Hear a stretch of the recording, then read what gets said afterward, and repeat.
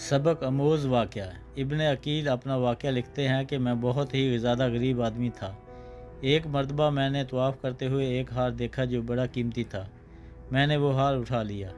मेरा दिल चाहता था कि मैं इसे छुपा लूँ, लेकिन मेरा ज़मीर कहता था हरगिज़ नहीं, ये चोरी है। बल्कि दयानतदारी का तकाज़ा ये है कि जिसका ये हार है उसे मैं वापस कर दूँ। चुनाचे मैंने मताफ़ में खड़े होकर ऐलान कर दिया कि अगर किसी का हार गुम हुआ हो तो आकर मुझसे ले ले। कहते हैं कि एक नबीना आदमी आया और कहने लगा कि यह हार मेरा है और मेरे थैले में से गिरा है। मेरे नफ्स ने मुझे और भी मलामत किया कि हार तो था भी नबीना आदमी का, उसका किसी को क्या पता चलता। छुपाने का अच्छा मौका था, मगर मैंने वो हार उसे दे दिया। नबीना आदमी ने दुआ दी और चला गया। कहते हैं कि मैं दुआएं भी मांगता था कि अल्लाह मेरे लिए कोई रिज़्क़ का बंदोबस्त कर दे। अल्लाह की शान देखें कि मैं वहाँ से हल्ला आ गया। ये एक बस्ती का नाम है। वहाँ की एक मस्जिद में मैं गया तो पता चला कि चंद दिन पहले इमाम साहब फौत हो गए थे। लोगों ने मुझे कहा कि नमाज़ पढ़ा दो। जब मैंने नमाज़ पढ़ाई तो उन्हें मेरा नमाज़ पढ़ाना अच्छा लगा। वो कहने लगे तुम यहाँ इमाम क्यों नहीं बन जाते। मैंने कहा बहुत अच्छा। मैंने वहाँ इमामत के फ़राइज़ सार अंजाम देने शुरू कर दिए।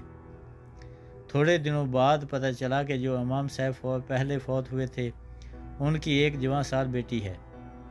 वो वसीयत करके गए थे कि किसी नेक बंदे से इसका निकाह कर देना।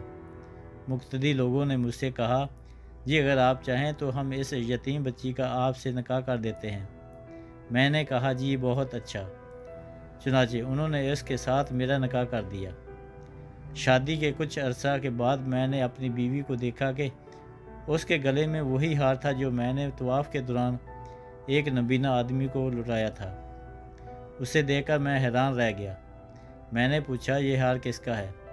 उसने कहा यह मेरे अब्बू ने मुझे दिया था। मैंने कहा आपके अब्बू कौन थे।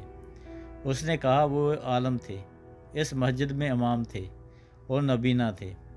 तब मुझे पता चला कि उसके अब्बू वही थे जिनको मैंने वो हार वापस किया था।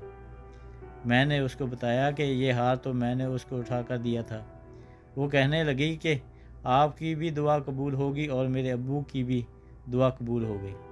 मैंने कहा वो कैसे। उसने कहा कि आपकी दुआ तो इस तरह कबूल हुई कि अल्लाह ताला ने आपको घर भी दिया, घर वाली भी दी और रिज़्क़ भी दिया। और मेरे अब्बू की दुआ इस तरह कबूल हुई कि जब वो हार लेकर वापस आए तो वो दुआ मांगते थे कि ए अल्लाह एक अमीन यानी दयानतदार शख्स ने मेरा हार मुझे लुटाया है। ए अल्लाह ऐसा ही अमीन शख्स मेरी बेटी के लिए खामंद के तौर पर अता फरमा दे। अल्लाह ने मेरे बाप की दुआ भी कबूल कर ली और आपको मेरा खामंद बना दिया। तो मुखलिस बंदे का काम अल्लाह ताला कभी रुकने नहीं देते, अटकने नहीं देते, बल्कि उसकी कश्ती हमेशा किनारे लगा दिया करते हैं। Thanks for watching and video अच्छी लगे तो मेरे चैनल को सब्सक्राइब ज़रूर करना।